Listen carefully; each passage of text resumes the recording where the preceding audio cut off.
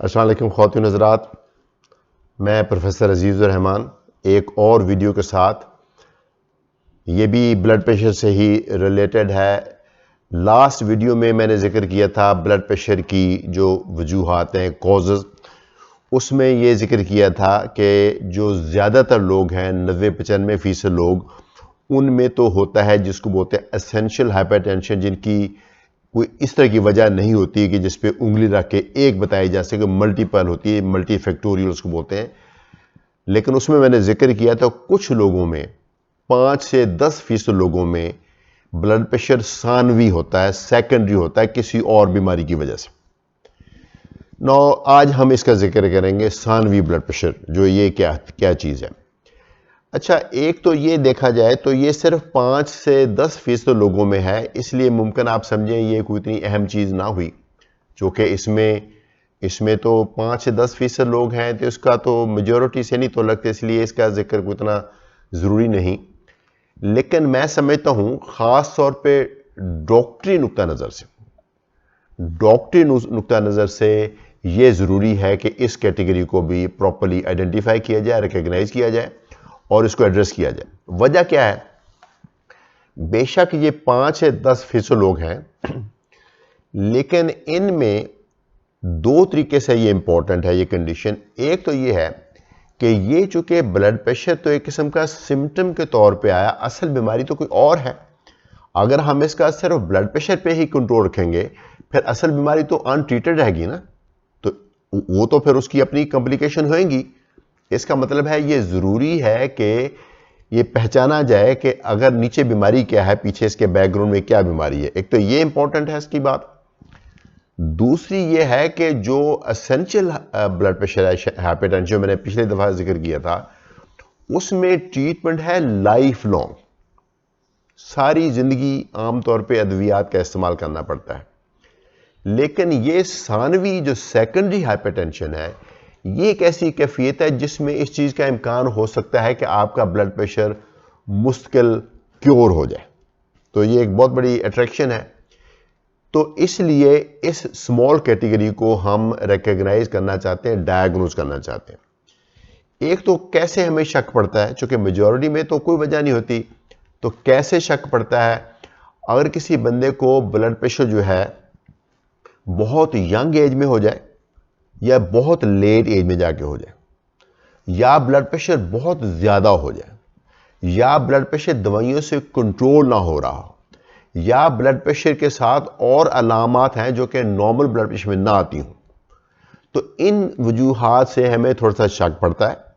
फिर हम इसका ख़ास तौर पे चेकअप करते हैं। इस चेकअप में क्या क्या चीज़ें ज़रूरी हैं? एक तो ब्लड प्रेशर ऐसे लोगों का बाजुओं में चेक करने के अलावा टांगों में भी चेक होता है। फिर इस तरह से इन लोगों का हार्ट के ऊपर हम जब एग्जामिन करते हैं, वहाँ से हमें कुछ आवाज़ें का पता चलता है कि कोई पैसेज तंग है। मसलन जो बड़ी नाली है एओर्टा, उसमें से नाली वो तंग होने की सूरत में ब्लड प्रेशर हो सकता है। फिर गुर्दों में कोई मसला हो तो उसका चेकअप किया जाता है। पाँव पे स्वेलिंग आ जाए, पाँव की नालियाँ तंग हो जाए, ये सारी चीज़ें हैं जो हम चेकअप करके देखते हैं कि इन बंदों को कहीं सेकेंडरी हाइपरटेंशन तो नहीं। तो क्या क्या वजूहात हैं? जो सानवी ब्लड प्रेशर की सबसे कॉमन वजह जो है वो तो गुर्दों से रिलेटेड है। गुर्दों का चूंकि ब्लड प्रेशर को कंट्रोल करने के लिए कुदरत ने कई तरह के ऑर्गन्स की जिम्मेदारी लगाई है, यानी गुर्दे भी कंट्रोल करते हैं उसको, और हमारा दिमाग भी कंट्रोल करता है, और कई चीज़ें हैं जो खून की नालियों में कुछ सिस्टम है वो करता है। लेकिन जो ब्लड प्रेशर को कंट्रोल करने का यूँ समझ लीजिए जो अल्टीमेट रिस्पॉन्सिबिलिटी है वो गुर्दों की हमारे जिस्म में। तो अगर गुर्दों में कुछ भी इशू हो जाए, गुर्दों में बेशुमार तरह की बीमारियां हो सकती हैं, गुर्दों में कुछ भी इशू हो जाए, गुर्दों की जो नाली है, जो रीनल आर्टरी जिसको बोलते हैं रीनल आर्टरी स्टेनोसिस, वो नाली तंग हो जाए तो ब्लड प्रेशर हो सकता है। जो गुर्दों के अंदर इन्फेक्शन बहुत पुरानी हो जाए तो ब्लड प्रेशर हो सकता है। जो गुर्दों की पुरानी बीमारियां हैं जिसको ग्लोमेरुलर नेफ्राइटिस कहते हैं, वो बच्चों में हो सकती हैं, उनकी वजह से भी ब्लड प्रेशर हो सकता है। तो गुर्दों का यूँ समझ लीजिए कोई भी बीमारी हो तो उसका तो अलग ब्लड प्रेशर बनता है, क्योंकि गुर्दे अगर कमज़ोर हो जाएं तो ब्लड प्रेशर यूजली बढ़ जाता है। तो एक तो है गुर्दों से तो अलग। एक दूसरा तौलक है गुर्दों के साथ ही एक और ग्लैंड है, छोटा सा गुर्दों के ऊपर ही पड़ा होता है, उसको बोलते हैं एड्रिनल्स।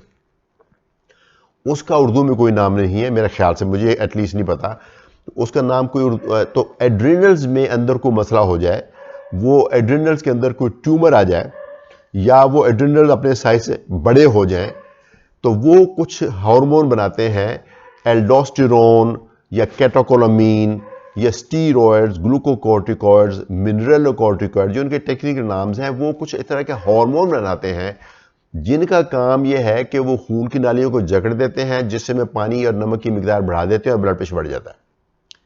तो पहली बात गुर्दों पे आती है, दूसरी गुर्दों के साथ एड्रिनल्स आती है। लेकिन एक वजह है, अगर यंग बंदों में हो जाए ब्लड प्रेशर, यंग बंदों में हो जाए तो एक चीज होती है, बेशक वो 15-20 साल का बच्चा हो या 25-30 साल का आदमी हो, उसमें एक बीमारी आती है जिसको बोलते हैं क्वार्कटेशन ऑफ एओर्टा। ये क्वार्कटेशन ऑफ एओर्टा क्या है कि दिल में से जो बड़ी निकलती है ना, बड़ी नाली जो एओर्टा ऐसे घूम के नीचे आती है। पहले वो उसमें से शाखें निकलती है जो दिमाग को जाती हैं, और ब्रांचेस निकलती हैं जो बाजुओं को जाती हैं, फिर उसके बाद नीचे वाले हिस्से में जाती हैं।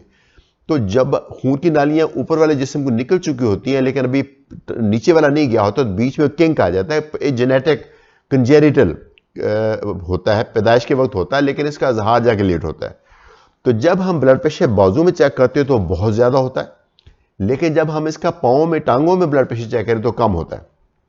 तो यहां से पता चलता है कि इसकी नाली तंग है।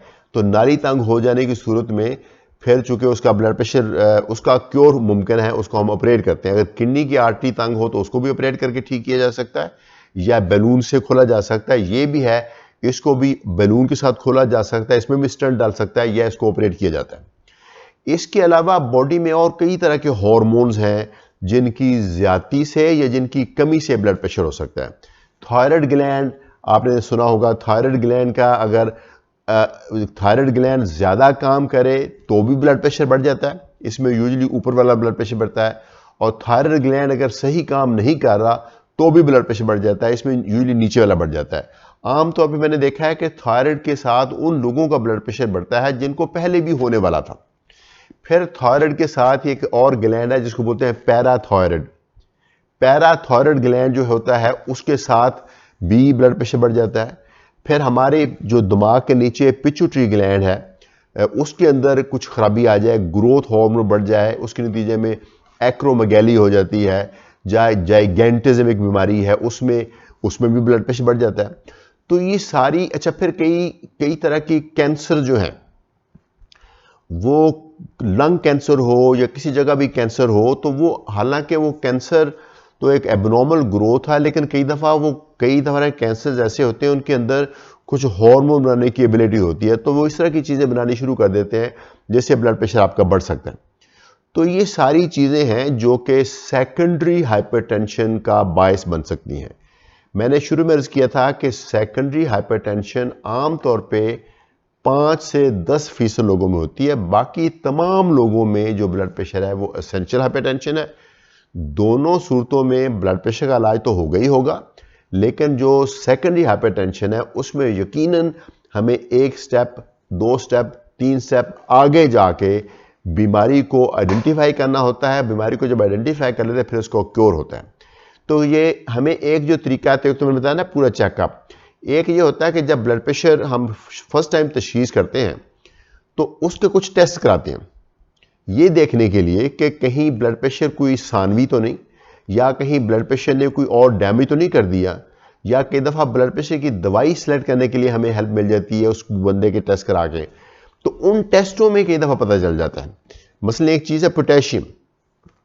अगर आपको सिंपल एसेंशियल हाइपरटेंशन है तो पोटेशियम लेवल आपका नॉर्मली होता है, लेकिन अगर आपका पोटेशियम लेवल ज़्यादा है या कम है, दोनों सूरतों में इशारा मिलता है कि आपको शायद सेकेंडरी ब्लड प्रेशर है। तो ये सारे काम आपके ज़ाहिर डॉक्टर के करने वाले हैं, लेकिन मैं समझता हूँ कि आजकल जो इंफॉर्मेशन का दौर है, आपका राइट है, आपको पता होना चाहिए।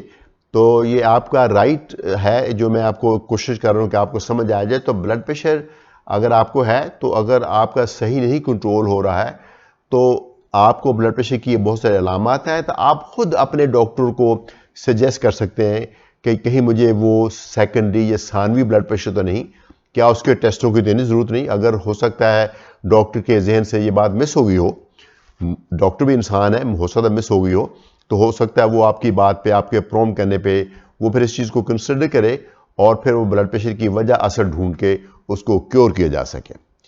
तो मुझे उम्मीद है ये वीडियो आपको पसंद आई होगी, कुछ यूज़फुल इन्फॉर्मेशन मिली होगी, ख़ास तौर पे उन लोगों के लिए जिनको ब्लड प्रेशर है या जिनकी फैमिलीज़ में ब्लड प्रेशर है, जिनके लव्ड वंस को ब्लड प्रेशर है, किसी की वालदा को, किसी के वालिद को, किसी के भाई को, किसी की बहन को, किसी की बीवी को, किसी के हस्बैंड को, तो ये इन्फॉर्मेशन आपके लिए यूज़फुल होगी। बहुत उम्मीद करता हूँ कि आपको ये वीडियो पसंद आई होगी। इंशाल्लाह एक और वीडियो के साथ, एक और यूज़फुल इन्फॉर्मेशन के साथ आपको दोबारा हाजिर होऊंगा। मेरा रिवॉर्ड सिर्फ ये है कि मैं अपना फ़र्ज़ पूरा कर रहा हूँ, मुझे इस वीडियो से किसी तरह का मॉनेटरी रिवॉर्ड नहीं expected. Thank you very much.